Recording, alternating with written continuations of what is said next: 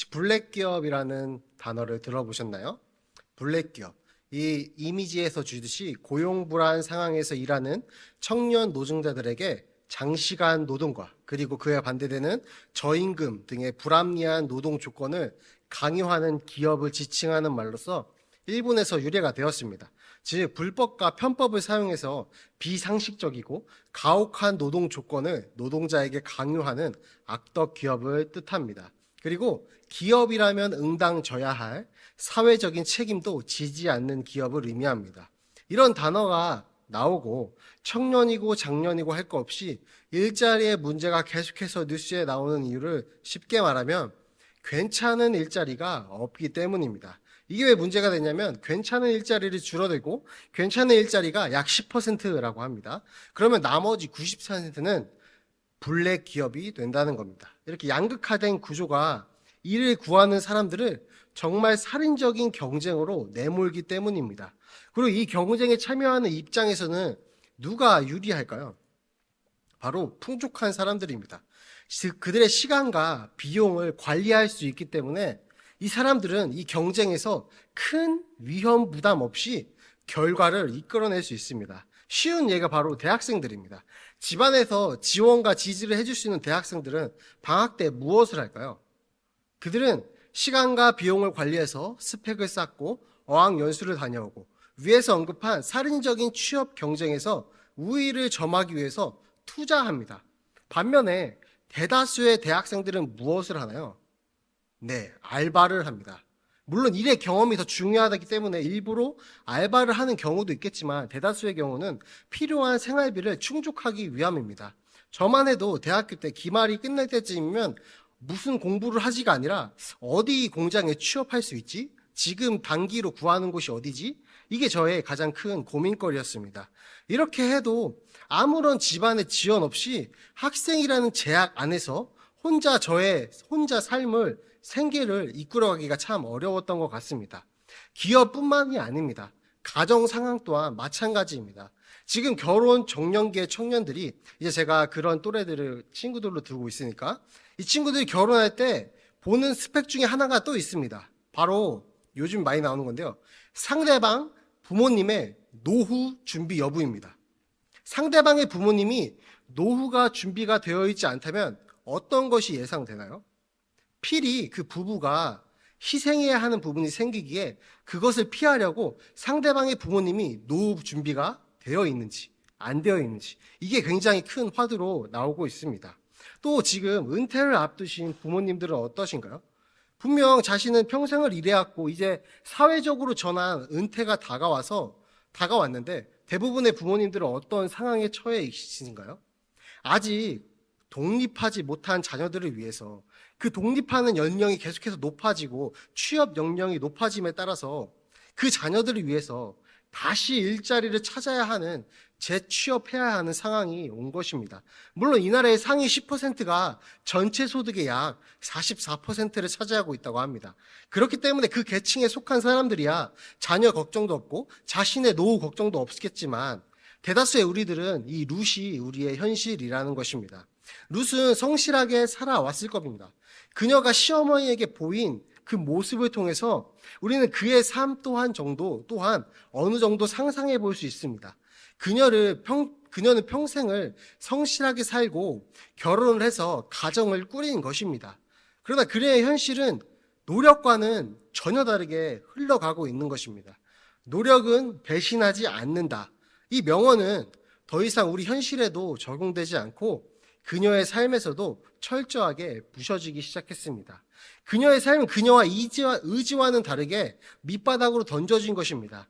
그녀도 당시 사회 분위기처럼 가정을 잘 돌보고 싶고 내조를 잘 하고 싶고 자녀를 잘 양육하고 싶었을 것이지만 그녀의 현실은 굶어 죽지 않기 위해서 이삭을 주어야만 하는 현실로 내몰린 것입니다. 남편을 잘못 만났네. 이 한마디로 롯의 형편을 압축해서 룻의 탓으로 돌리기엔 너무나 가혹하다는 것입니다. 우리의 삶은 그렇게 누구 하나의 탓으로 돌릴 수 있지 않습니다. 더욱더 복잡합니다. 수많은 환경들이 뒤섞여서 지금 우리의 환경을 만들었고 그것에 우리는 발버둥 치지만 우리가 바꿀 수 있는 것은 그다지 많지 않습니다. 우리가 살핀 룻기의 시기는 볼이 추수하는 시기로 가진 자들은 분명하게 기쁨의 수확을 기대하며 누리고 있을 테지만 그녀의 현실은 사실 그다지 좋아 보이지 않는다는 것입니다. 오늘 우리가 나눈 본문은 룻이 이삭을 주울 수 있는 보아스의 밭을 만나서 은혜를 입었고 그 모든 일들을 나오미에게 이야기하고 있는 장면입니다. 제가 서론에서 이야기했던 것과 이 은혜 입은 이야기를 종합하면 보아스에서 어떤 모습을 발견하게 되나요? 우리는 보통 마치 보아스가 예수님처럼 겹쳐 보이기도 합니다. 예수님을 이끌어내는 것이죠. 우리의 처참한 현실, 우리 대다수가 처한 현실은 쉽지 않습니다. 그러한 현실에서 우리는 보아스와 같은 예수님을 만나서 은혜를 입고 현실을 이겨내며 살 수 있다. 이렇게 적용하는 것이죠. 이런 것을 모형론적 해석이라고 합니다. 모형론적 해석. 구약은 신약의 예수님을 보여주는 모형이라는 것입니다. 이것은 대부분 맞습니다. 구약의 대부분의 해석은 그리스도 중심적 해석으로 나아가야 합니다. 구약의 율법도, 구약의 모든 인물들도, 구약의 사건들, 구약의 언약들, 결국 언약의 최종 성취자이신 예수님을 보여주는 것입니다. 저는 이것을 부정하고자 하는 게 아닙니다. 하는 게 아니라 모형론으로 예수님을 보기 전에 거쳐야 하는 과정이 분명히 있다는 것입니다. 다시 말해서 보아스를 은혜 주시는 예수님으로 보일 수 있지만 너무 결론만 딱 정해서 바로 넘어가 버린다면 구약의 스토리 자체가 가지는 의미들을 우리는 놓치게 된다는 것입니다. 이 부분을 김지찬 교수는 이렇게 설명합니다. 보아스를 그리스도의 모형으로 본다면 우리가 해야 할 일과 우리가 할 수 있는 일을 그리스도에게 미루는 실수를 범할 수 있다. 무슨 이야기일까요? 오늘 본문을 통해서 우리는 우리가 해야 할 일 중에 어떤 일들을 예수님께 미루고 있는 걸까요? 두 가지 면에서 살펴보고자 합니다. 첫 번째로는 은혜 구하는 자의 입장입니다. 오늘 설교 제목과도 연결되는데요. 은혜로 숨쉬는 삶이 되어야 하는 것입니다. 그러니까 그걸 어떻게 하는 것이냐, 저는 이것을 나누고 싶은 것입니다. 요즘 우리가 은혜에 대해서 참 많이 나누게 됩니다.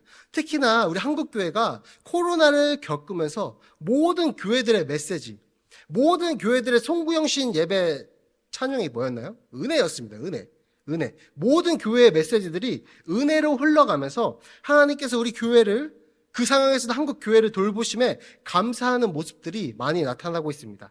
지나보니 다 은혜였다는 것입니다. 근데 이게 우리 그리스도인에게 적용되고 특히나 우리 선한 양심을 가진 그리스도인들의 마음과 합쳐지면 어떤 마음으로 흘러가게 될 수 있는 오류가 있냐면요. 아, 그래. 내 상황이 힘들어도 다 은혜이고 뜻이 있으니 만족해야지. 너무 은혜스러운 고백입니다. 너무나 믿음 넘치는 결단의 고백입니다. 근데 저는 이것조차, 이 은혜의 고백조차 균형의 신앙으로 균형을 맞추면 좋을 것 같다는 것을 나누고자 함입니다. 결론을 말씀드리면 우리는 은혜를 감사하며 자족하며 살 줄도 알아야 하고 동시에 더 나은 삶의 환경이 되도록, 더 안정적인 삶이 되도록 충실하게 기도하고 구하셔야 합니다. 그리고 행동하셔야 합니다. 그 이유는 서론에서 나눴듯이 우리의 절대 다수의 현실은 룻이기 때문이고 약자이기 때문이고 경쟁에서 뒤처지는 삶이기 때문입니다.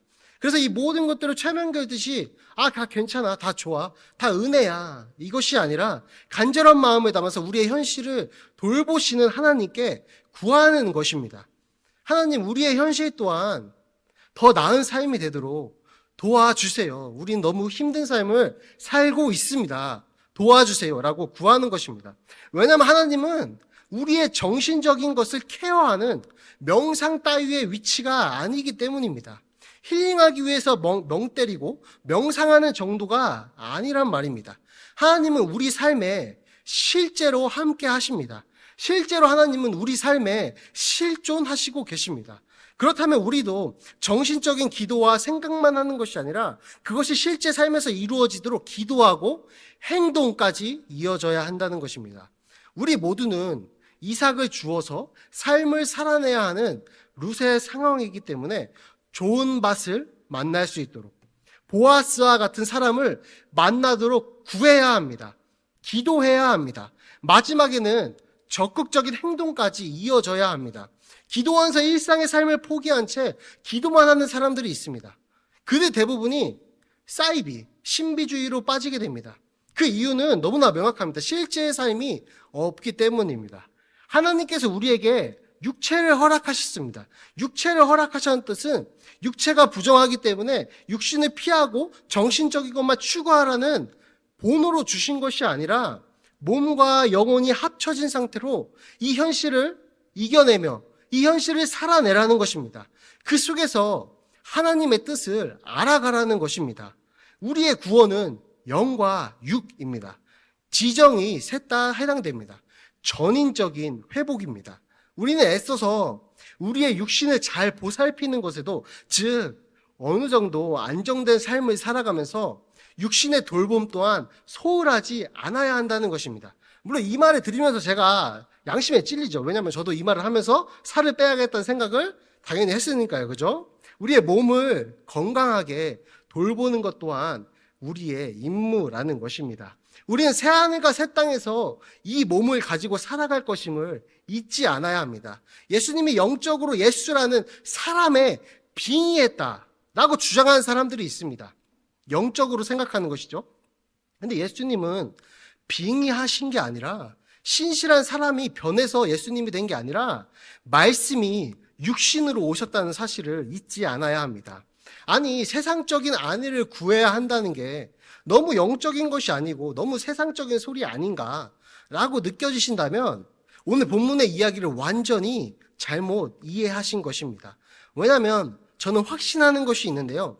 그것이 무엇이냐면, 우리가 구원받은 그리스도인이라면, 이러한 것을 구해서 정말 우리의 실제 삶이 나아졌다면, 삶에 여력이 생겼다면, 보아스 같은 은혜를 만나서 실제의 삶을 하나님이 도우셨음을 경험했다면, 우리가 만약에 그리스도인이라면 자연스럽게 그 은혜는 주변에 흘러갈 것이라는 확신입니다.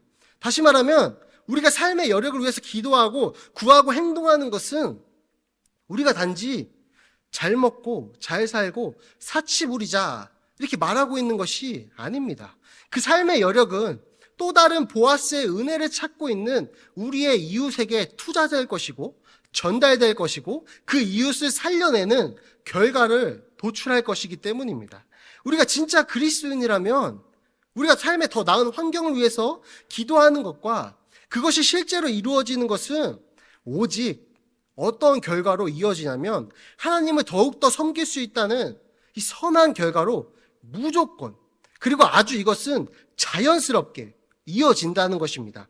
이것이 우리가 두 번째로 살펴볼 은혜 베푸는 자의 임무, 즉 고엘의 의무가 됩니다. 고엘이라는 단어는 기업 물을 자를 번역하고 있는 단어가 고엘이라는 단어인데요. 보아스는 결국 은혜 베푸는 자를 넘어서 고엘이 되어줍니다. 고엘이 무엇인가요? 친족 중에 어려움에 처한 사람의 모든 형태의 악과, 모든 형태입니다. 모든 형태의 악과 환난에서 건져내는 자, 이게 고엘입니다. 고엘은 세 가지의 의무를 갖고 있습니다. 첫 번째는 피 무르기입니다. 피 무르기. 고엘은 무고한 사람의 생명을 빼앗은 고의적 살인자를 찾아내서 살해당한 사람의 피를 보수하는 역할을 했습니다. 두 번째로 땅을 무르는 자였습니다. 하나님의 백성 중에서 하나가 기업으로 얻은 땅을 잃어버려서 종으로 전락한다면 친척 중에 하나가 고엘이 되어서 대신 변제하는 것입니다. 마지막으로 몸을 무르는 자가 고엘입니다. 이 당시는 신분사회죠. 포로나 노예가 너무나 흔한 사회였습니다. 부모가 팔아서 노예가 된 경우도 있고 혹은 자발적으로 자신의 몸을 팔고 노예로 들어간 사람도 있습니다. 빚을 못 갚아서 노예가 되는 경우도 있습니다. 그 동기는 중요하지 않습니다. 모든 경우에 고엘은 그의 형제를 위해서 몸을 속량하며 그 백성을 구해내야 했습니다. 보아스가 고엘이 되어주겠다는 의미는 단순히 이삭을 죽게 해주던 은혜와 차원이 다른 은혜입니다. 자신이 불편해지는 은혜입니다. 자신이 위험을 감수해야 하는 은혜 베품입니다. 우리가 오늘 본문의 이야기를 깊은 고찰 없이 예수님으로 바로 적용해서 돌려버린다면 우리는 어쩌면 우리가 고엘이 되어야 한다는 부담감에서 벗어나려고 하는 것임일 수도 있습니다. 그러나 성경 전체를 보면 볼수록 명확해지는 것은 예수님 한결같이 당신이 우리의 고엘이 되어주셨으니 이제 우리도 누군가의 고엘이 되어서 모든 종류의 환난에서 구해내고 구원의 이름인 예수께로 인도하라고 가르치셨다는 사실입니다. 이것이 우리의 임무인데 우리는 은혜라는 것에 너무 쉽게 취해서 인문을 망각한 채 사는지 모르겠습니다.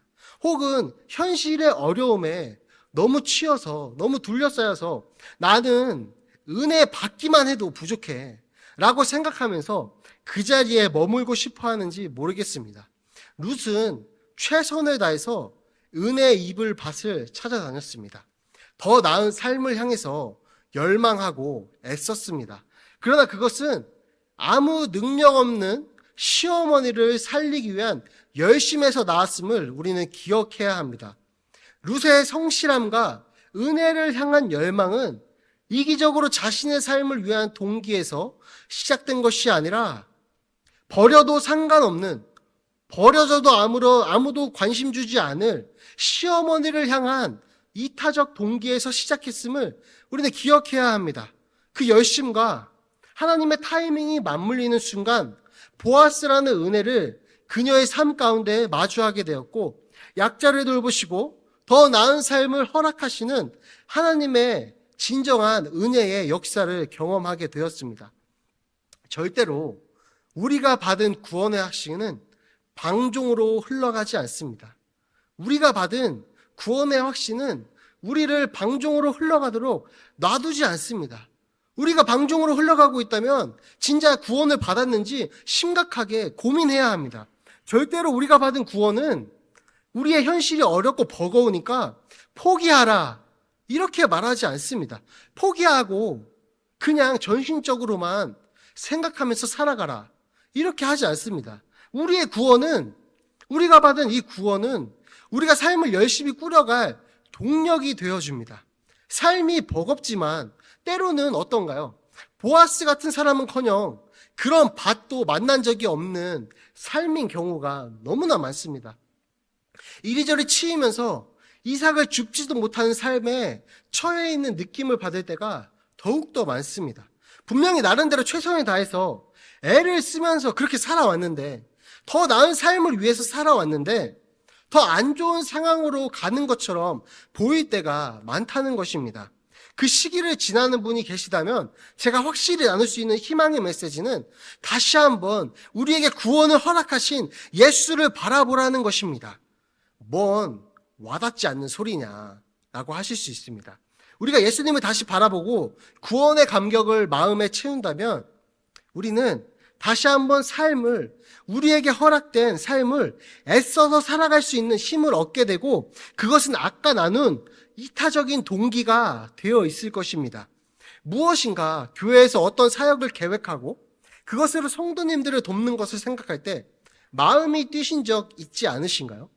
진정 원하는 목표를 위해서 그것이 성공했을 때를 상상하면서 그것으로 내가 생각하기엔 작지만 선한 영향력을 나의 친구에게, 나의 이웃에게, 나의 가족에게 줄 수 있다는 것을 생각하면 마음 뛰신 적 있지 않으신가요?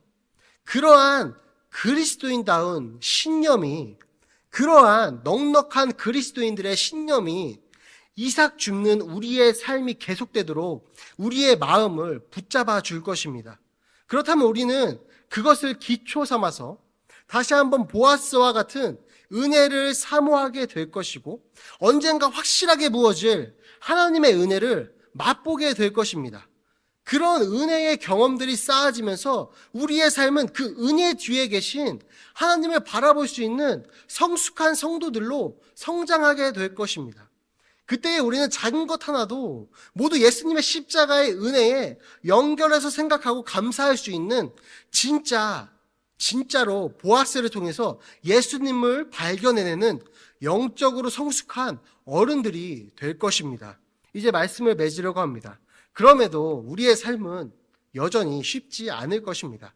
다 알고 계시죠? 이렇게 매일 설교를 듣지만 심지어 저는 이러한 설교를 매일 준비하면서 매일매일 고민하고 매 순간 공굴리고 매일 생각하지만 제 삶의 문제를 만나면 그 즉시 하나님을 생각하고 문제보다 하나님을 바라보기란 정말로 어렵습니다. 바로바로 그렇게 전환하기가 너무나 어려운 삶이 우리의 현실입니다. 오늘 본문의 마지막도 당장의 배고픔은 해결했습니다. 우리가 이제 봤습니다. 은혜로서 이삭을 죽일 수 있는 밭을 만나서 배고픔을 해결하게 되었습니다. 어쩌면 그가 주은 이삭의 양은 그 둘이 먹기에는 너무나 풍족한 양이고 약 한 달 정도는 버틸 수 있는 당장의 배고픔을 해결할 수 있는 은혜였습니다. 근데 오늘 본문의 마지막이 어떻게 끝나는지 아시나요? 우리 본문의 마지막 23절을 함께 읽어보겠습니다. 이에 룻이 보아스의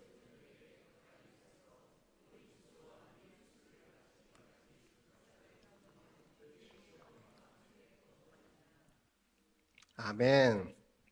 보리추수와 밀추수까지 이삭을 주었지만 여기까지는 아주 행복합니다. 근데 다시 시어머니와 둘만 남겨진 룻의 모습을 설명하는 것으로 이 2장이 끝나고 있습니다. 이게 지금 우리 삶의 시점입니다. 이게 우리 삶의 지금 한 순간입니다. 당장의 문제가 은혜로 해결됐고 언제나 또 이런 은혜가 있을 것을 알지만 불안해지는 것이 우리입니다. 그러나 우리는 지금 어떤가요? 2장만 보고 있는 건가요? 모든 성도님들은 지금 룻기를 다 읽어보셨죠? 룻이 어떻게 끝나는지 룻의 삶 전체를 우리는 보고 있습니다. 이 2장의 마지막을 읽었을 때 단 한 번이라도 불안함을 느끼신 적 있으신가요? 없죠. 왜냐하면 우리는 룻의 결말을 알고 있으니까요. 이제 우리는 룻이 보아스와 가까워질 것을 알고 있습니다. 그녀의 삶 뒤에 보이는 핑크빛이 우리에게는 선명한 사실입니다. 그래서 우리는 불안하지 않습니다. 전체를 보고 있으니까요. 그러나 지금 2장의 마지막 절에서 룻은 이 시점에서 그녀의 인생은 다시금 불안한 상태로 나아갑니다. 이제 보리추수와 밀추수가 끝났기 때문입니다. 다시 불안한 상태로 나아가고 이 성경은 그 어디도 지금 보아스가 그녀를 사랑해서 그녀를 혹은 좋아해서 그녀에게 계속해서 선의를 베풀 것이라는 단서가 하나도 없습니다. 이게 지금 룻의 시점이고 우리의 현실의 시점이라는 것입니다. 근데 하나님은 우리의 인생 전체를 보고 계시다는 것입니다. 그리고 그것은 그 전체를 보신다는 것은 하나님이 창세 전에 계획하신 자녀 삶은 존귀한 자녀의 삶이기 때문에 너무나 아름다운 결말로 맞춰질 것이 확실합니다. 그래서 하나님은 불안하시지 않습니다. 하나님은 단 한 번도 불안하시지 않습니다. 하나님은 매일매일 흔들리는 우리의 삶을 보고 계시지만 우리의 무너지는 삶을 보고 계시지만 단 한순간도 불안하시지 않습니다. 왜냐하면 하나님은 우리의 삶의 끝이 아름다울 것을 확신하고 계시기 때문입니다. 그래서 하나님은 성경에서 우리에게 무려 약 365번을 말씀하십니다. 두려워하지 말아라. 우리의 삶 전체를 알고 계시는 우리의 아버지께서 우리와 함께 하십니다. 이 사실을 기억하며 오늘도 또 흔들리며 불안한 삶 속으로 나아가야 하는 우리의 현실이지만 이 모든 것들이 이 사실이 우리 성도님들에게 힘이 되어주기를 주님의 이름으로 축복합니다.